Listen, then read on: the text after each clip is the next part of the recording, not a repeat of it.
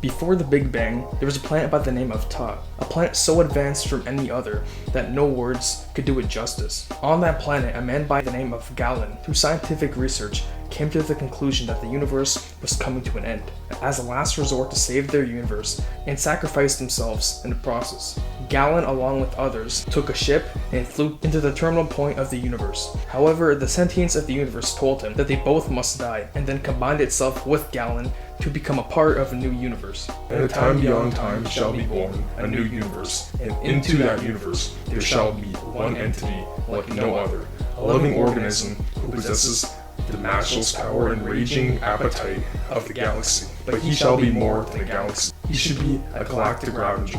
He shall be Galactus. Later on, while in his starship after being woken up by a watcher, Galactus creates a containment suit to hold his cosmic energy, and so Galactus was born. But for the role of Galactus, you're going to need a really badass voice. So in this video, I'm going to be fan casting the role of Galactus in the Marvel Cinematic Universe. So make sure you stay till the end of the video, because that's when I'll share my #1 pick for the role.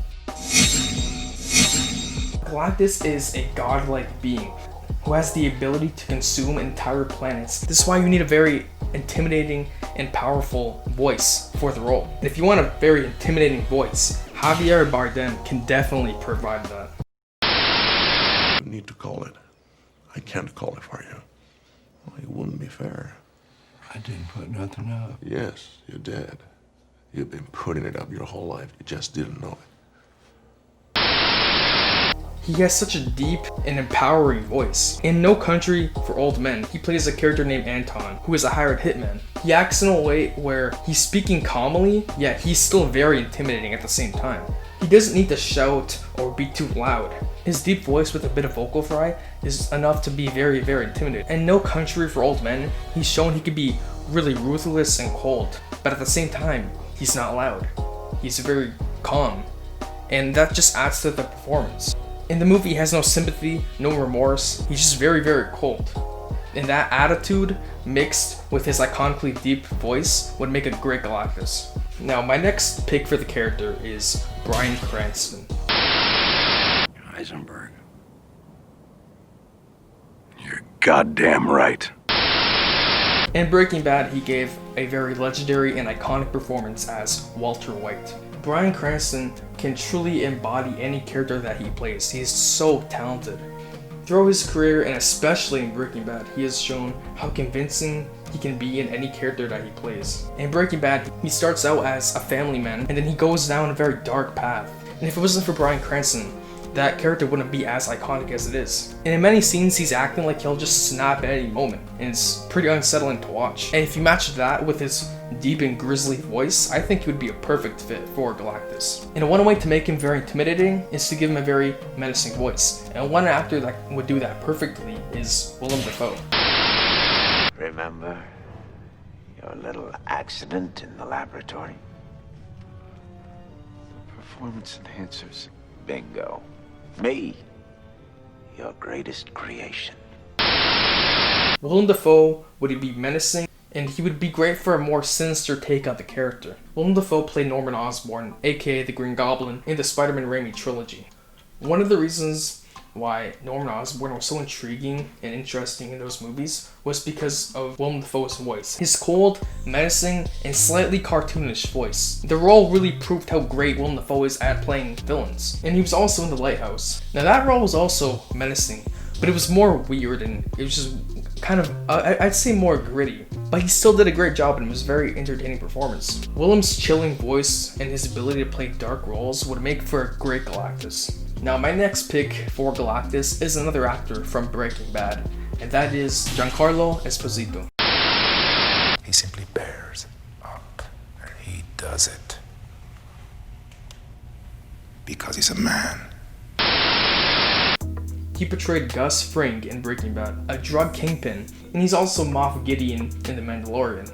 And these two roles show that he has a lot of experience with darker roles. Roles where he's playing a very intimidating character who poses as a threat.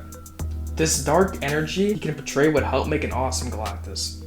His voice is cold and it's on the deeper side, which would make him very intimidating. A lot of the times in Breaking Bad, he kind of speaks this nearly monotone kind of voice. See, there are times in Breaking Bad where he puts on a mask, essentially. He acts as a very kind businessman, but when shit gets real, he acts cold, he acts intimidating, and his voice becomes more monotone. The combination of his voice and his ability to play a dark villain would make for a great Galactus. He's already working with Disney on The Mandalorian, so maybe eventually they'll bring him to their other giant franchise, being the MCU. Now my next pick is Liam Neeson.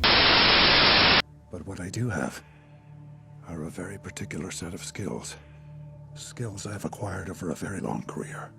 Skills that make me a nightmare for people like you.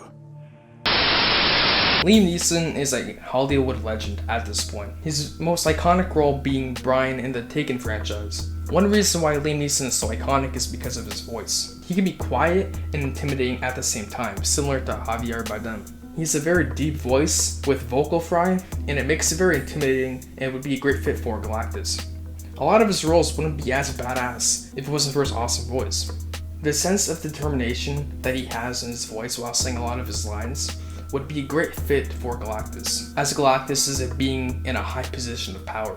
I don't have too much to say on this one. I think he's clearly a great pick for the role. Now it's time to talk about my number one pick for the role of Galactus in the Marvel Cinematic Universe, and that actor is Christopher Judge. I'm from a land called Sparta. I made a deal with a god that cost me my soul.